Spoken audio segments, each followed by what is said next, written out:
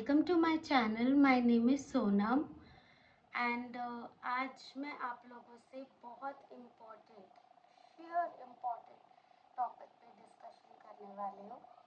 So this topic is very close to my heart and body also and soul also and everything, because this is related to blood donation and I am a thalassemia major patient. I am on a repeated blood transfusion. तो पहले मैं आपको थोड़ा सा बता देती हूँ thalassaemia के बारे में कि थैलेसीमिया क्या है एंड उसमें कैसे मैनेज करते हैं पेशेंट्स अपना थैलेसीमिया एंड अपनी life. So thalassemia major is a genetic blood disorder जो पेरेंट्स से बच्चे में आता है। अगर दोनों पेरेंट्स थैलेसीमिया माइनर है तो उनका एक बच्चा, देयर इज अ 25% चांस कि उनका एक या दो भी कभी कभी बच्चे थैलेसीमिया मेजर हो सकते हैं। सो अगर थैलेसीमिया मेजर होता है बच्चा तो उसको फिर रिपीटेड ब्लड ट्रांसफ्यूजन कराना पड़ता है, एंटिलेशन मेडिसिन देनी पड़ती है and the treatment is very difficult and very painful and lifelong।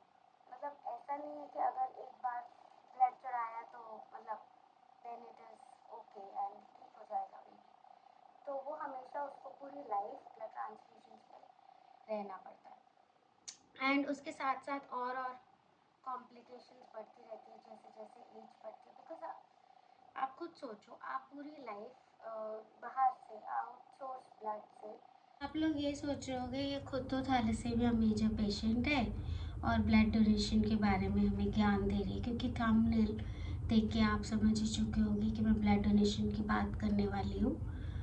तो मेरे को एक्सपीरियंस ब्लड डोनेशन का नहीं है, बट ब्लड डोनर्स कैसा फील करते हैं एंड उनकी क्या क्या इनसिक्योरिटीज़ एंड क्या क्या स्टिग्मा रिलेटेड प्रॉब्लम्स होती है और क्या क्या मिथ्स जुड़े हैं ब्लड डोनेशन के साथ, वो सब का एक्सपीरियंस मुझे है। But I am not a doctor, I am not a medical professional, so please don't take it as a medical advice.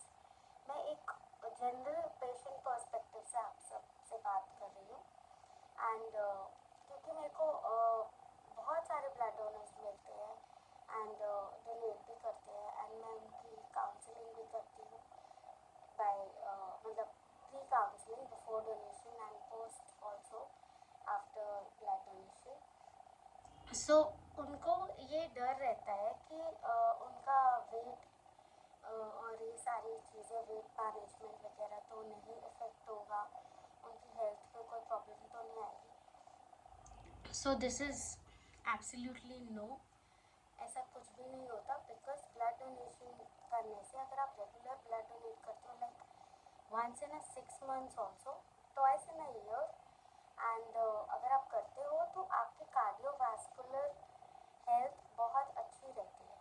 Like आपको कोई मतलब हार्ट अटैक्स या ऐसा कुछ दिक्कत आने के चांसेस बहुत कम हो जाते हैं, बिकॉज ब्लड सर्कुलेशन बहुत अच्छा हो जाता है एंड ब्लड डोनेशन करने से ब्लड सर्कुलेशन बहुत अच्छा रहता है। There are some things which you should keep in mind before donating blood. Wear comfortable clothes and try not to try don't try not to have alcohol or smoking 1 or 2 days before and after blood donations also do not take alcohol or smoking after the blood donation also and do not drive immediately after the donation. Take some rest, eat something and or maybe drink something and then go out of the blood bank or anywhere where you have donated blood, and stay hydrated before blood donation also and after blood donation also, and please keep your stomach full before blood donation also, and after blood donation you don't need to eat immediately anything. You can take a break of 15-20 minutes and then have something. And but you drink water immediately after the donation also. It's very helpful. It's not a medical medical inputs, but it's a general thing. Or what else? और हाँ, कब जा रहे हो आप मेरे लिए blood donate करने के लिए? You can save up to 3 lives अगर आप ब्लड डोनेट करते हो तो, बिकॉज उसके ब्लड के कंपोनेंट्स अलग अलग होते हैं. सो किसी को प्लाज्मा की ज़रूरत होती है तो उसको प्लाज्मा मिल जाता है आपके डोनेशन से, और किसी को RBCs की ज़रूरत होती है तो उसको RBCs मिल जाते हैं, किसी को WBCs की ज़रूरत होती है तो उसको WBCs मिल जाते हैं. अब ये RBC WBC क्या होता है? RBC is red blood cells and WBC is white blood cells and plasma. ये तीनों ब्लड के कंपोनेंट्स हैं. आपको इतनी डीप में जाने की ज़रूरत नहीं है, आपको सिर्फ ब्लड डोनेट करना है. वो सब काम ब्लड बैंक का है, हर चीज़ में नहीं घुसना चाहिए. उनको भी अपना काम करने दो. जो भी आप सिर्फ अपना काम करो, आप जाके ब्लड डोनेट कर दीजिए. एंड अगर थैलेसीमिया मेजर पेशेंट्स के लिए ब्लड डोनेट करेंगे तो मुझे बहुत खुशी होगी. अगर मेरे लिए नहीं भी कर रहे हो तो भी कोई बात नहीं, बट किसी और बच्चे की, अगर किसी और पेशेंट की हेल्प हो रही है इससे, तो I will feel very happy.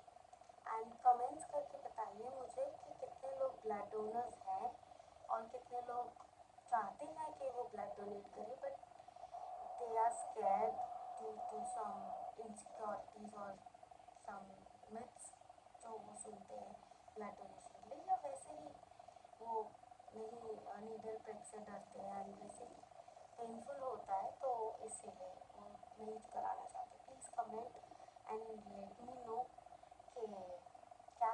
I am thankful to those जिन्होंने ब्लड डोनेट किया है अभी तक मेरे लिए, एंड आगे भी जो लोग मेरे लिए ब्लड डोनेट करते हैं. I am really thankful, because अगर आप लोग डोनेट नहीं करोगे ब्लड तो मेरा ट्रांसफ्यूजन बहुत डिफ़िकल्ट हो जाएंगे, इनफैक्ट इम्पॉसिबल हो जाए. अगर आप लोग कन्विंस हो गए हैं मेरी मोटिवेशनल स्पीच से तो आप प्लीज़ ब्लड डोनेट करिए and please save life. At least आप ये तो कर ही सकते हैं, किसी की ज़िंदगी बचाना. तो हर इंसान हीरो बन सकता है ऐसे. सो एंड हीरोइन भी, यस, हम जेंडर इक्वालिटी में बिलीव करते हैं.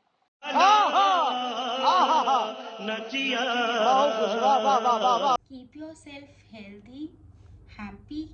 एंड अगर आप मेरे लिए ब्लड डोनेट करना चाहते हैं तो प्लीज़ कमेंट्स में बताइए एंड मैं आपको अपनी डिटेल्स शेयर करूँगी.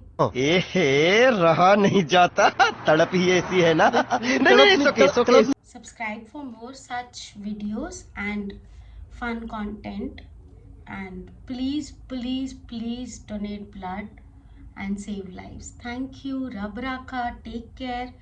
Keep yourself healthy and happy. Head over heels for that someone.